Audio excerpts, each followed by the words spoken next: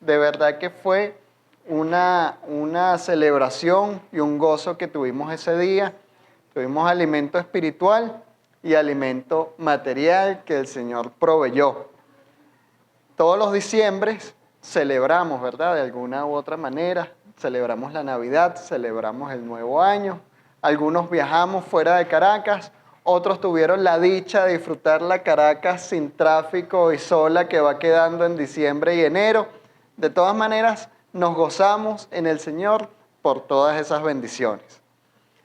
Recuerdo en ese servicio el versículo de Lucas 2:14 que estábamos repitiendo aquí, ¿verdad? En celebración al nacimiento de nuestro Dios, que decía: gloria a Dios en las alturas y en la tierra paz y buena voluntad para con los hombres. Lo ratificamos y esa es, digamos, nuestra consigna para este año 2024, seguir alabando a nuestro Señor Jesucristo y paz y buena voluntad para con los hombres y para nuestros hermanos, como lo dice la palabra de Dios.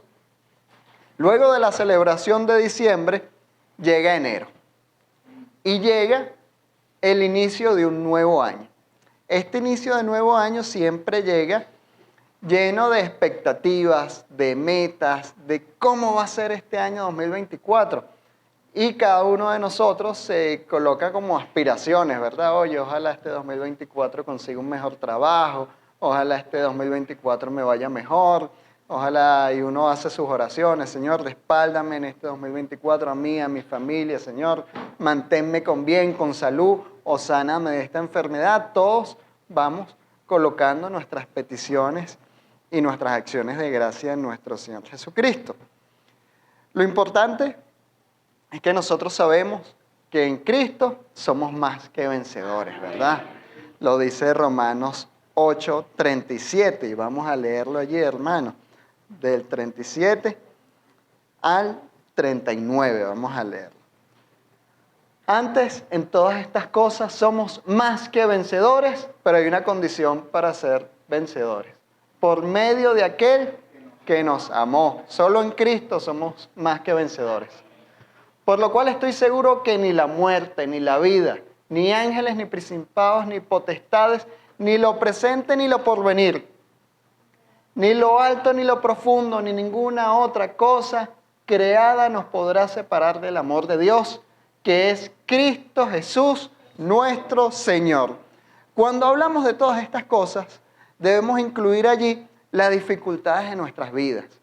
Ni la falta de trabajo, ni la enfermedad, ni el tráfico, ni la Caracas convulsionada en la que tenemos que vivir, nada nos puede apartar de nuestro Señor Jesucristo en ningún momento.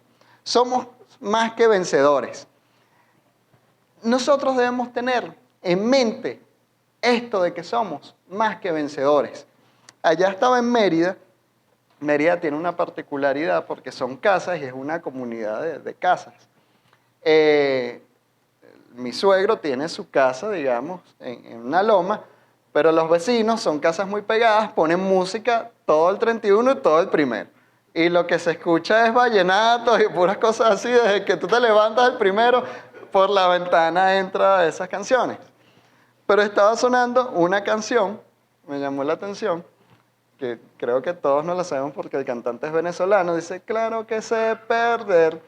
Y yo estaba haciendo el estudio y dice: bueno, pero es que aquí dice que somos más que vencedores, ¿verdad?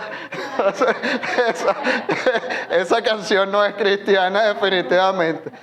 Pero qué importante identificarlo y reconocerlo, porque si tú tienes en tu mente clara la palabra de Dios y tú sabes que la palabra de Dios dice que somos más que vencedores, tú identificas esas canciones y dices: no, esa no va conmigo. ¿Qué va? Eso será con otro. Aquí somos más que vencedores. Entonces, hay 3 elementos que nos van a ayudar a ser más que vencedores y están en Santiago 4:8. Y aquí, en Santiago 4:8, vamos a estar realizando el estudio del día de hoy. ¿Qué dice Santiago 4:8? Vamos a identificar 3 elementos para ser más que vencedores.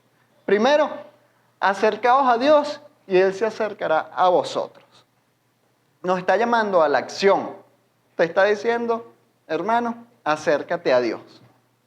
Él nos amó primero, sí, pero nosotros tenemos que dar un paso de fe y un paso en acción y en obra para acercarnos a Dios. ¿Cuál es la consecuencia de eso? Y Él se acercará a nosotros. Primer elemento que vamos a ir desarrollando.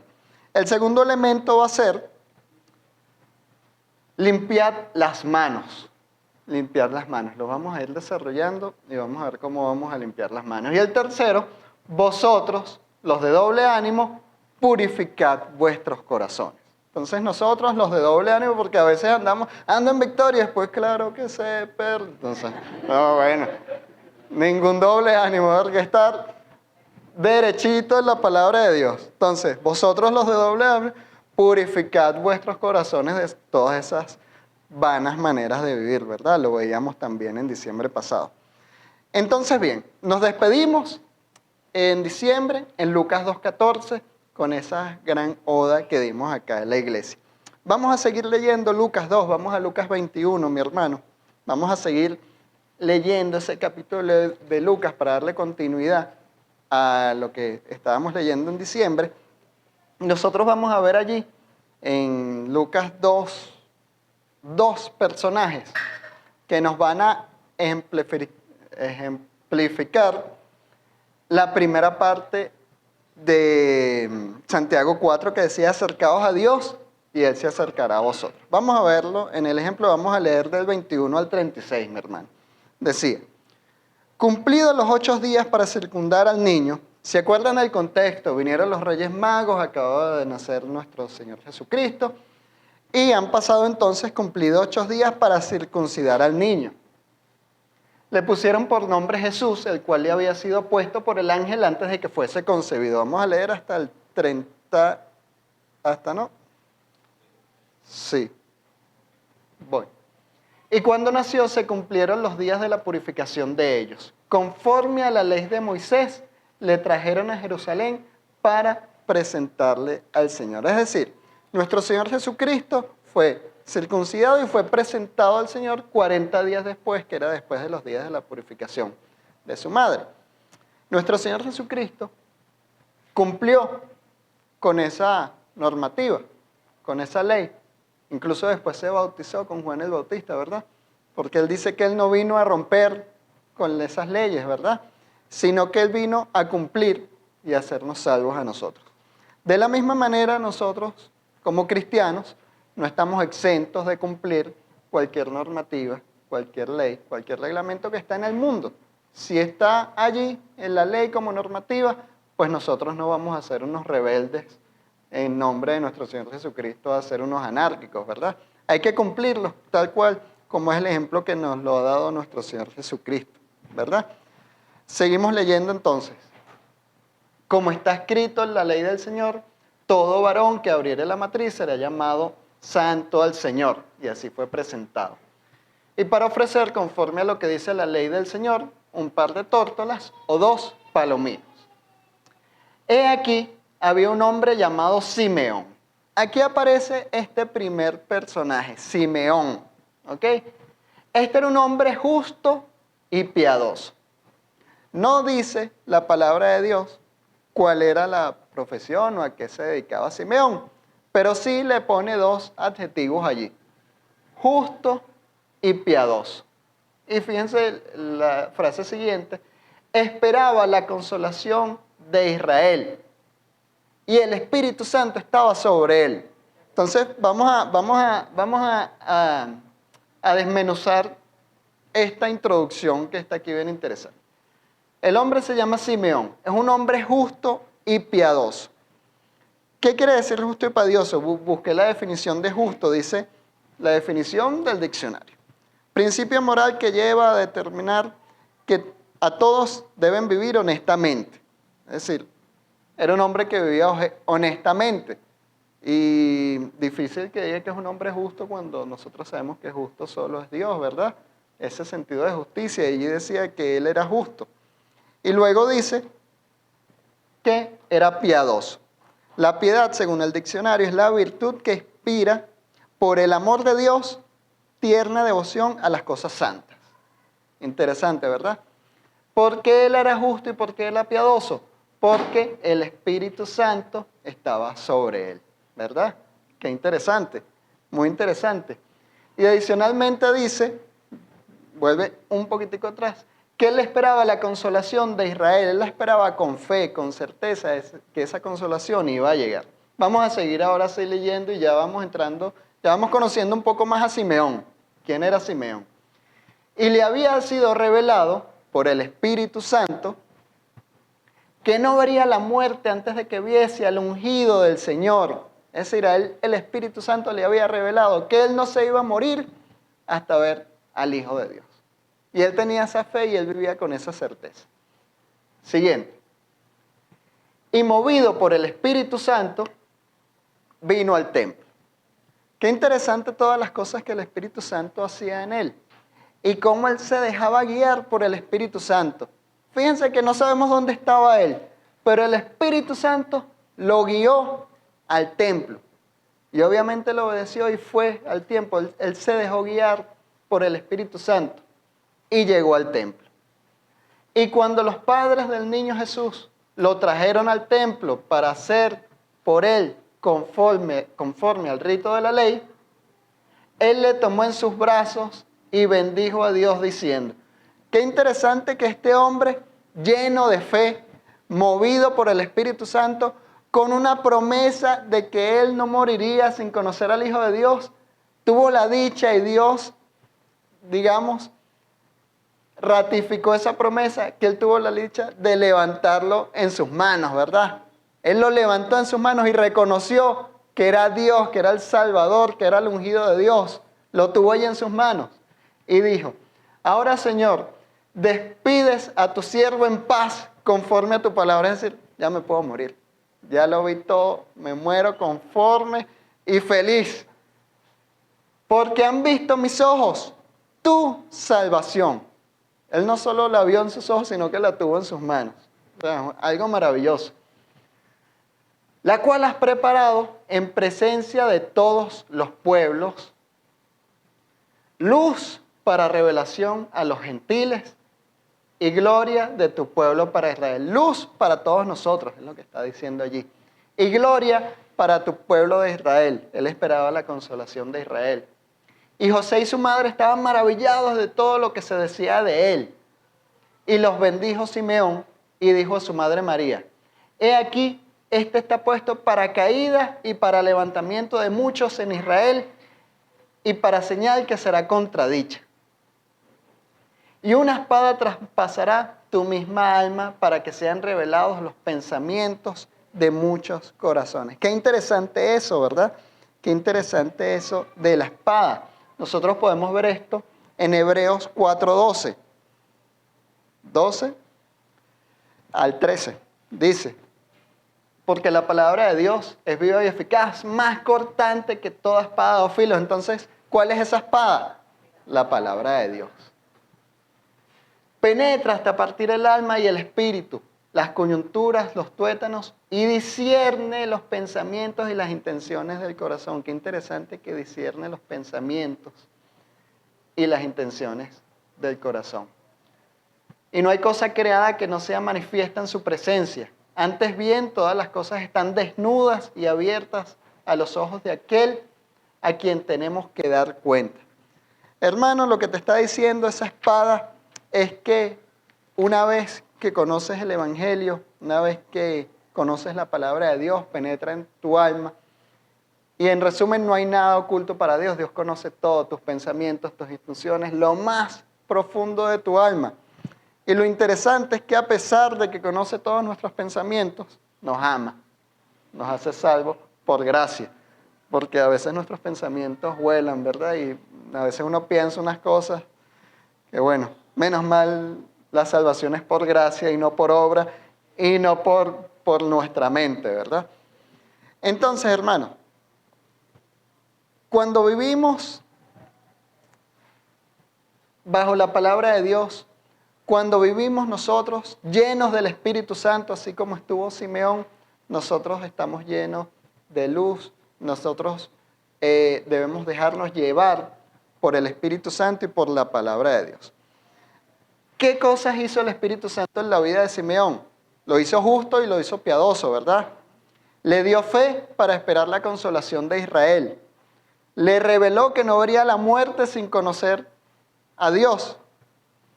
Lo guió al templo para conocer a Dios. Le dio entendimiento para conocer todo lo que estaba sucediendo, porque él pudo haber estado en el templo y no haber entendido nada.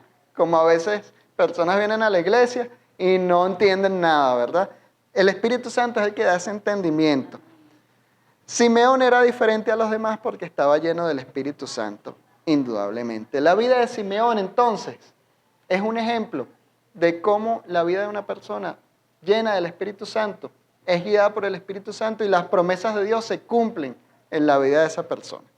Luego seguimos en Lucas 2, seguimos leyendo, Lucas 2, 38, del 36 al 38, perdón. Estaba también allí Ana, profetisa. Segundo personaje que aparece allí en ese capítulo, ¿verdad?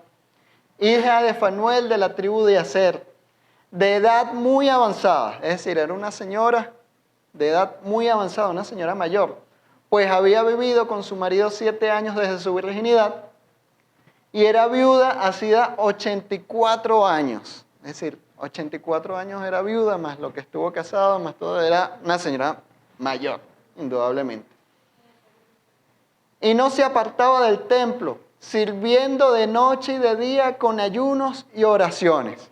Qué ejemplo de vida de esta señora, ¿verdad?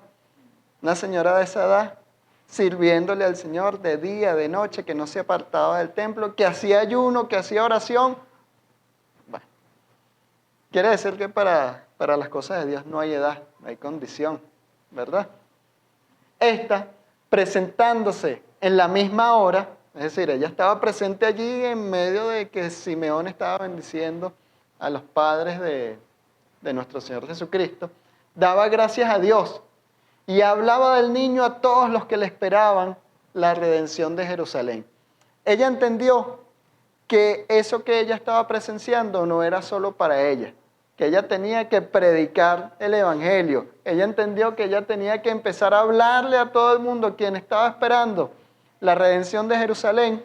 Ella tenía que salir a hablarles del niño, a hablarles de Dios, tal como es la gran comisión. Entonces, ella lo entendió y nosotros debemos entenderlo también, que nosotros debemos salir a hablarle al mundo del niño que sabemos que no es un niñito indefenso, sabemos que es nuestro Salvador, que es Dios Todopoderoso, que nos salvó con su sangre, porque murió en la cruz y resucitó de la muerte por nosotros. Entonces, vemos dos ejemplos de vidas que se acercaron a Dios. Como decía, acércate a Dios y Dios se acercará a nosotros. Ellos se acercaron al templo en ese momento y no solo Dios se acercó, sino que lo tuvieron allí, hasta pudieron levantarlo, tocarlo, adorarlo en persona. Ejemplo de que entonces nosotros debemos hacer igual que ellos, nosotros debemos caminar activamente hacia la presencia de Dios, debemos caminar, ser guiados por el Espíritu Santo, tomar acción de caminar y acercarme a Dios para que Él se acerque a nosotros, ¿verdad? ¿Cómo podemos hacer eso? ¿Cómo en la práctica, cómo puedo yo acercarme a Dios cada día? Me van a decir que no como Ana, porque ustedes no van a estar aquí como Ana la profetiza todos los días, de día y de noche, en ayuno y oración, ¿verdad? Porque me van a decir, oye, pastor, tenemos que trabajar también. Entonces, bueno, no es viniendo todos los días aquí como bien lo hacía Ana, sino que, como lo decía el título de la prédica, nuestra responsabilidad es honrar a Dios con nuestra vida, tener una vida que honre a Dios. ¿Cómo podemos tener una vida que honre a Dios? Primero, como lo dice 1 Corintios 10:31, hacer todas las cosas para la gloria de Dios. Pero luego, en nuestra vida cotidiana, generalmente uno dedica, como lo decía el pastor Gregory en su prédica del tiempo, 8 horas para el descanso, 8 horas para el trabajo y 8 horas para otro tipo de actividades, recreación, estudiar la palabra, etcétera, etcétera, etcétera. En esas 8 horas de recreación, uno indudablemente muchas ya las dedica al estudio de la palabra, a la oración, etcétera. Nos quedan las 8 horas de dormir, que estamos dormidos. Y nos quedan las otras 8 horas que son generalmente de trabajo. Una forma de honrar a Dios es con nuestro trabajo. Y es otra exhortación para este año. Nosotros tenemos que esforzarnos como buenos vencedores y trabajar. Pero trabajar como decía por allí un jefe que yo tuve, y mucha gente lo dice, que los cristianos trabajan diferente, trabajan bien, trabajan mejor. Y eso es lo que nosotros tenemos que buscar. Trabajarle para Dios. Así como dijimos, todas las cosas para la gloria de Dios, inclusive en nuestro trabajo. Porque a veces nosotros trabajamos para el jefe que nos paga. Y si nosotros trabajamos para el jefe, ¿qué nos podemos tener? ¿Cuáles son los beneficios del trabajo? Un salario, una decepción porque no me subieron el sueldo, una decepción porque no me pagaron completo, ¿no? Generalmente, cuando uno trabaja en empresas grandes o en empresas del Estado, en transnacionales, a uno le dan adicionalmente unos beneficios, ¿verdad? ¿Cuáles son los beneficios que le dan a uno? Bueno, que si el bono, el cestatique, en las empresas grandes te dan seguro, te dan botas de seguridad, te dan vestuario, te dan muchas cosas. Pero la palabra de Dios, el Salmo 103, del 1 al 2, dice: bendice alma mía Jehová y bendiga todo mi ser tu santo nombre, que es de lo que estamos hablando, ¿verdad? Y después dice: bendice alma mía Jehová y no olvides ninguno de sus beneficios. Entonces, cuando nosotros trabajamos para Dios, ¿cuáles son los beneficios de trabajarle a Dios? ¿Cuáles no son? Es que no los puedo ni nombrar, ¿verdad? O sea, ¿cómo cambia la perspectiva cuando tú ya no vas a trabajar a la empresa para el jefe, sino que tú vas a trabajar para la empresa para la gloria de Dios? Cuando tú entiendes que tu jefe es Dios, cuando tú entiendes que tu jefe es Dios y conoce tus pensamientos y te está viendo en cada momento, cambia todo, cambia todo, cambia tu trabajo, cambia tu desenvolvimiento, cambian tus resultados, te vuelves una mejor persona, una persona de verdad exitosa y en victoria, gracias a Dios.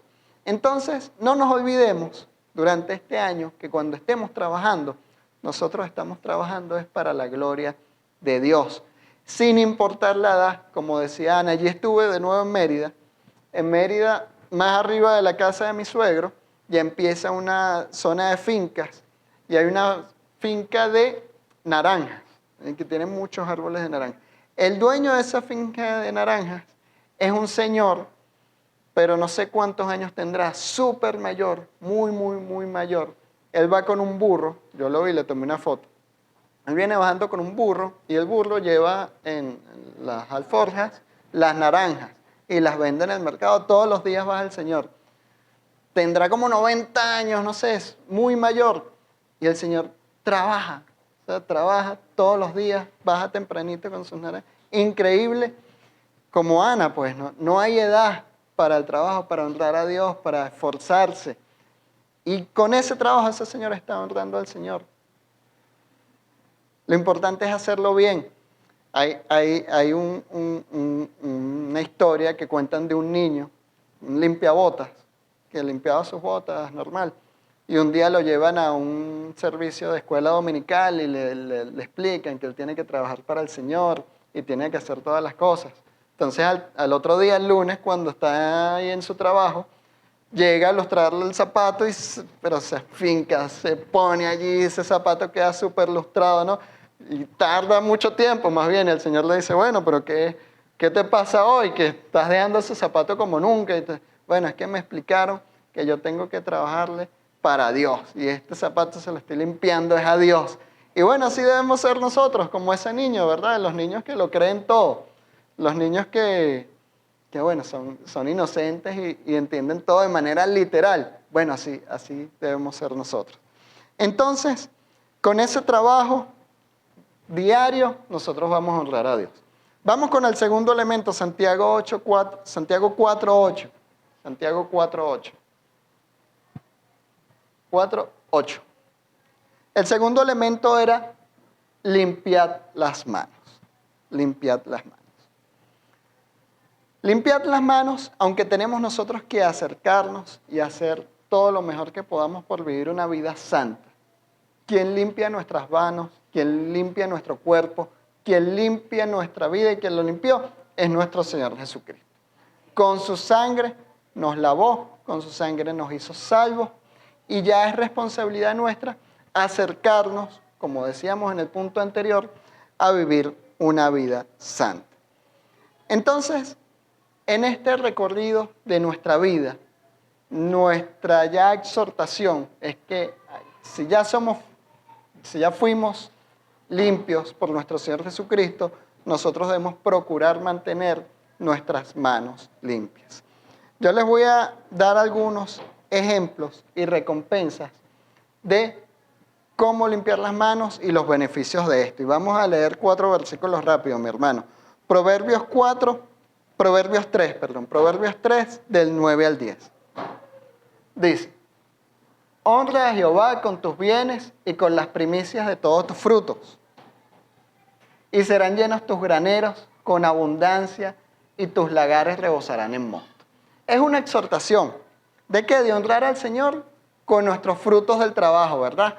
Y es una exhortación con recompensa para que tengas bendición. Entonces, si tú quieres que tus barriles se rebosen, que tus arcas estén llenas, pues honra a Jehová con todos tus bienes, ¿verdad? La segunda sería Mateo 10, 32 y 33. Mateo 10, 32 y 33. A cualquiera, pues, que me confiese delante de los hombres, cualquiera que hable de mí, que predique de Dios, ¿verdad? Que predique de nuestro Señor Jesucristo, yo también le confesaré delante de mi Padre que está en los cielos. Sumamente importante. Y cualquiera que me niegue delante de los hombres, yo también le negaré delante de mi Padre que está en los cielos. Si tú quieres que nuestro Señor Jesucristo te confiese delante de Dios, entonces acércate a nuestro Señor Jesucristo y acéptalo como tu único y suficiente Salvador. Vamos con el siguiente, 2 más. Primera de Samuel 2:30. Primera de Samuel 2:30. Dice: por tanto, Jehová, el Dios de Israel, dice: yo había dicho que tu casa y la casa de tu padre andarían delante de mí perpetuamente. Mas ahora ha dicho Jehová: nunca yo tal haga, porque yo honraré a los que me honran y los que me desprecian serán temidos en poco. Qué importante eso, ¿verdad? Yo honraré a los que me honran. ¿Tú te imaginas ser honrado por Dios? Qué gran bendición, ¿verdad? Yo honraré a los que me honren. Si tú quieres que el Señor te honre, si tú quieres que el Señor te respalda, honra tú primero a nuestro Señor Jesucristo. Y la última, Proverbio 1:7. Proverbio 1:7, que muchos no lo sabemos de memoria. El principio de la sabiduría es el temor a Jehová. Los insensatos la desprecian, la sabiduría y la enseñanza. Si tú quieres ser sabio, vive con el temor a Jehová. Básicamente, ¿qué nos está diciendo el Señor? Que si nosotros queremos ser sabios, que si nosotros queremos que el Señor nos respalde, que el Señor nos honre, que el Señor nos prospere, nosotros, en primer lugar, ¿qué es lo que tenemos que hacer?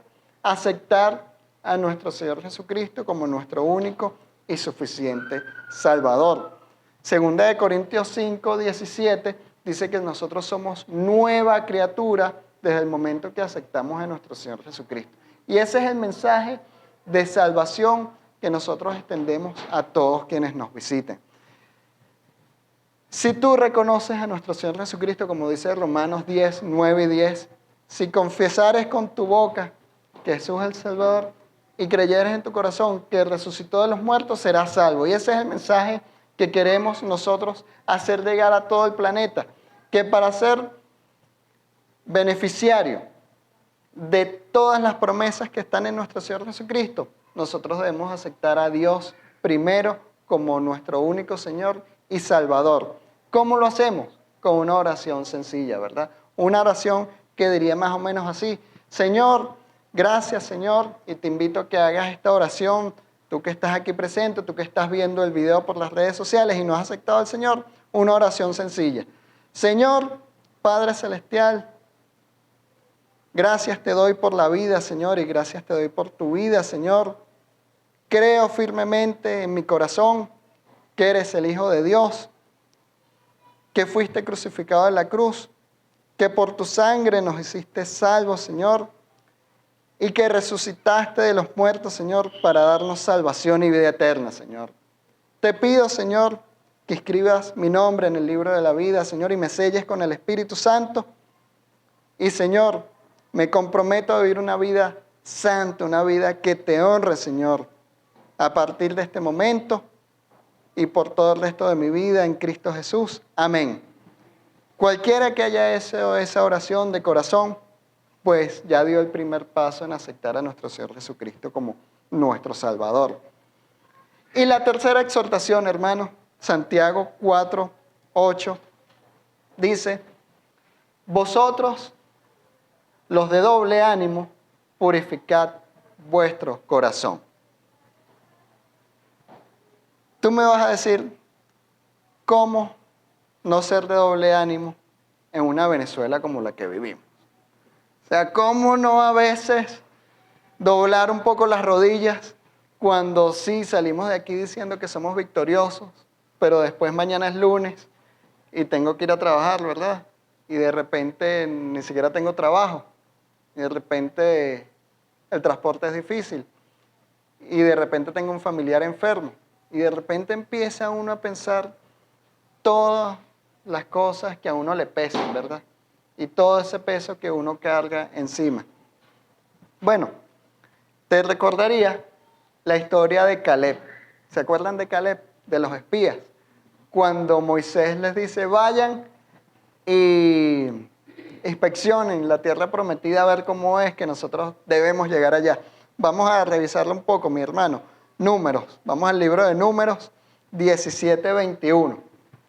Importante porque este era un grupo de hombres, de 12 hombres, a quienes Moisés les da una misión, les da una tarea. Les dice, Números 13:17. 13:17. Los envió pues Moisés a reconocer la tierra de Canaán, diciéndoles, subid de aquí al Negev y subid al monte. Seguimos, mi hermano. Vamos a leer hasta el 21. Y observa la tierra como es, y el pueblo que habita, si es fuerte o débil, si poco numeroso, es decir, le da una tarea. Vayan y hagan esto.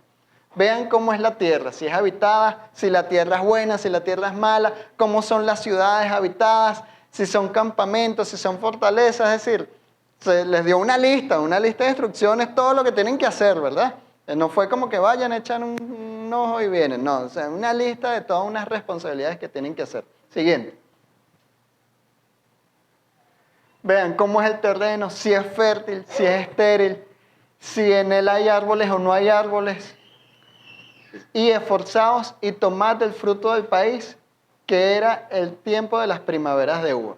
Es decir, hay una tarea bien estructurada de todo lo que tenían que hacer. Ellos subieron y reconocieron la tierra completa. Incluso buscaron hasta uno de los frutos y lo trajeron para que Moisés lo viera, ¿verdad? Hicieron sus tareas. Vamos directo al versículo 25. Versículo 25. Y volvieron. Hicieron la tarea y volvieron. De reconocer la tierra al final de 40 días. Ok, vamos a leer hasta el 28, creo. Y anduvieron y vinieron a Moisés y a Aarón y a toda la congregación de los hijos de Israel en el desierto de Parán, en Cádiz, y dieron la información a ellos y a toda la congregación, le mostraron los frutos. Es decir, hicimos la tarea que inclusive trajimos un fruto para que vean que allí sí hay fruto. Y les contaron diciendo, nosotros llegamos a la tierra a la cual nos enviaste, la que ciertamente fluye leche y miel. Es decir, fíjense bien lo que ellos están diciendo. Llegamos allá y la tierra es buena. Si es la tierra prometida, da leche y miel. Incluso aquí está el fruto. Ellos trajeron unas uvas, ¿verdad? Mas el pueblo que habita en aquella tierra es fuerte. Es decir, hay unos moradores allí que son fuertes. Las ciudades son grandes, son fortificadas. Y también vimos allí a los hijos de Anac. ¿Qué sucedía? Eran unos gigantones, ¿verdad? Adelante. Entonces, aunque ellos dicen, sí es verdad, allá hay fruto, allá hay leche y miel, pero, no está fácil, no está fácil. No está fácil, son fuertes, tienen fortalezas, tienen ejército, está difícil. ¿Ok? Vamos al 30. Entonces Caleb hizo callar al pueblo delante de Moisés. Es decir, cuando ellos ya estaban dándose por vencidos, diciendo, cónchale, la situación está difícil, Adrián, no hay trabajo, los empresarios no pagan bien, no hay cómo comprar la comida, el metro no funciona, no hay transporte. Llega Caleb y les calla la boca a todos, incluyendo. Y dijo, subamos, es decir, vamos a esforzarnos y tomemos posesión de ellas, porque más podremos nosotros que ellos. Siguiente entonces. Mas los varones que subieron con él, ¿qué dijeron? No podremos. Chamo, no insistas, no vamos a poder. Eso es muy difícil. No podremos contra aquel pueblo porque es más fuerte que nosotros. Y ahí es donde entra el doble ánimo a veces en muchas situaciones de la vida de nosotros. Y hablaron mal entre los hijos de Israel de la tierra que habían reconocido, diciendo, la tierra por donde pasamos para reconocerla es tierra que traga a sus moradores. Pero hace 5 minutos no habían dicho, no, esa es la tierra que fluye leche y miel y que hay fruto. Y ahora dicen, no, esa es la tierra que traga a sus moradores. Entonces, bueno, ya va. Me acabas de decir que es la tierra que fluye leche y miel. Y ahora me dices que no, que ahora es la tierra que traga a sus moradores, ¿verdad? Hay un problema allí, ¿verdad? Y todo el pueblo que vimos en medio de ella son hombres de gran estatura. Se traga a los moradores y son unos gigantes de gran estatura. También vimos allí gigantes, hijos de Anac, raza de los gigantes. Y éramos nosotros, a nuestro parecer, langostas. A veces nosotros nos vemos así. A veces nosotros vamos a esforzarnos y decimos, no vale, yo no puedo. Yo soy una langosta, como dicen. Yo soy un ser insignificante en medio de todo lo que tengo que enfrentar, ¿verdad? Y ellos decían, así le parecíamos nosotros a ellos. Ellos nos veían como langosticas, como hormiguitas, ¿verdad? Entonces toda la congregación gritó a voces y empezaron a llorar desesperanzados. A ellos se les olvidó las promesas de Dios, se les olvidó que eran vencedores. Se pusieron ahí a llorar y a decir, claro que se pusieron ahí a llorar toda la noche, no vamos a poder, ¿verdad? Luego viene el versículo 14, el capítulo 14, 1, ¿ok? Se quejaron contra Moisés y le empezaron a decir, ojalá muriéramos en la tierra de Egipto. Ojalá muriéramos en este desierto. ¿Por qué tenemos que ir allá donde están esos gigantes, verdad? Vamos al versículo 10. Es interesante porque entonces dice, entonces toda la multitud habló de apedrearlos. Apedrear a Caleb y a Josué que insistían en ir a la tierra prometida. Y dijeron, no, estos están locos, estos seres que estoy seguro estaban llenos del Espíritu Santo, el mismo que estaba en Simeón, que sí creían en la victoria, decían, no, estos están locos, así como dicen de muchos de los cristianos, que uno le dice, no, sí, vamos a salir, vamos a perseverar, vamos a predicar el Evangelio, vamos a trabajar de manera excelente, como si le estuviésemos trabajando a Dios. No, está loco, sáquenlo, esta empresa, quiere trabajar, nosotros queremos echar carro, ¿verdad? Eso es lo que dice la gente. Sáquenlos de aquí, vamos a sacarlos, vamos a apedrearlos. Y eso es lo que muchas veces vamos a enfrentar nosotros en la vida cristiana, ¿verdad?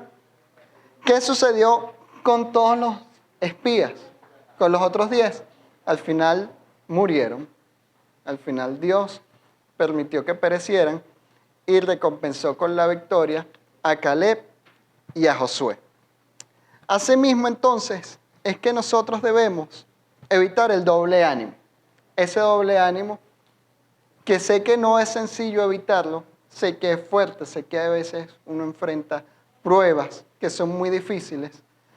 Pero entonces en ese momento debemos acordarnos de la historia de Caleb, de toda la situación que él vivió y de todos sus amigos que se pusieron en contra de él y que hasta incluso querían apedrearlo.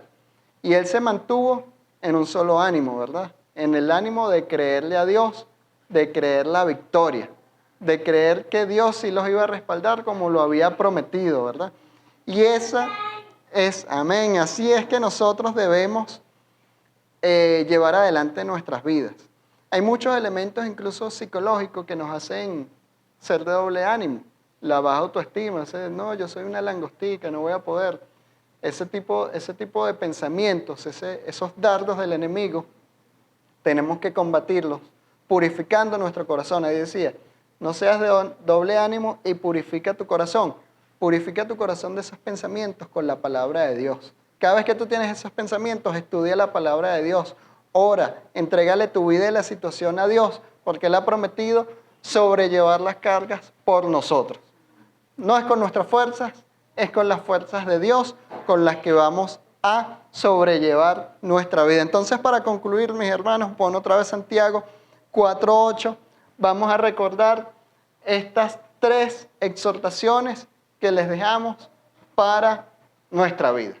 Primero, acercarnos a Dios para que Él se acerque a nosotros, ¿verdad? Acercaos a Dios y Él se acercará a vosotros.